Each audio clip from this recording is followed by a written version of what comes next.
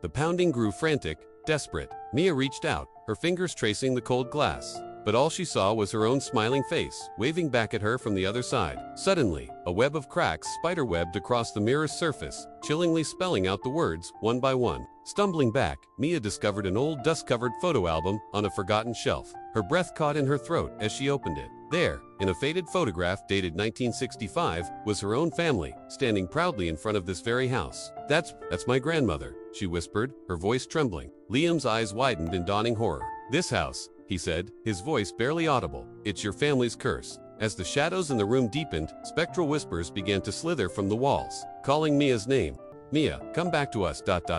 Her brother Noah suddenly started shaking violently, his eyes rolling back into his head. He spoke, but it wasn't his voice. "You belong here." Possessive. Noah's body twisted into unnatural shapes. He lunged at Liam, screaming words in a language no one recognized. The lights in the old house flickered wildly as thick, dark blood began to drip from the ceiling. Mia grabbed onto her brother, trying to hold him back, but his eyes turned completely black, voids of endless night. "He's not my brother anymore," she screamed in terror. Just then, a ghostly woman materialized in the room. The same woman from the portrait on the wall. A horrifying smile spread across her face, revealing rotten teeth. "He is mine," she whispered, her voice like the rustling of dead leaves. What will Mia do now? The crimson light was dizzying, painting everything in shades of nightmare. We had stumbled into what could only be described as the blood room. Thick, dark liquid oozed down the walls, not in random drips, but with a terrifying purpose. It was forming names: Zoe, Jake, Noah, names of the missing. Beneath our feet, the solid floor began to feel like soft, yielding flesh. I nearly gagged.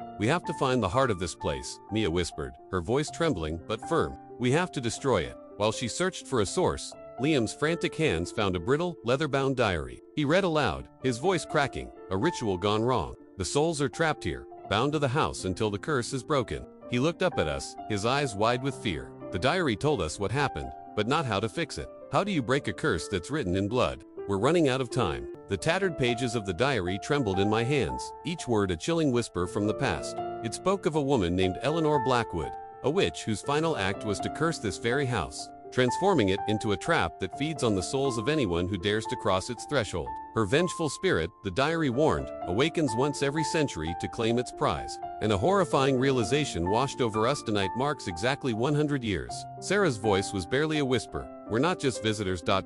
We're her offering." The only way to break the curse, the ancient text revealed, was with a pure heart.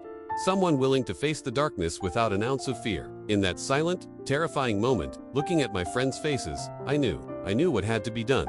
It was up to me. "Don't do it." Eleanor grabbed Mia, trying to drag her into the void, but Sarah sacrificed herself. She threw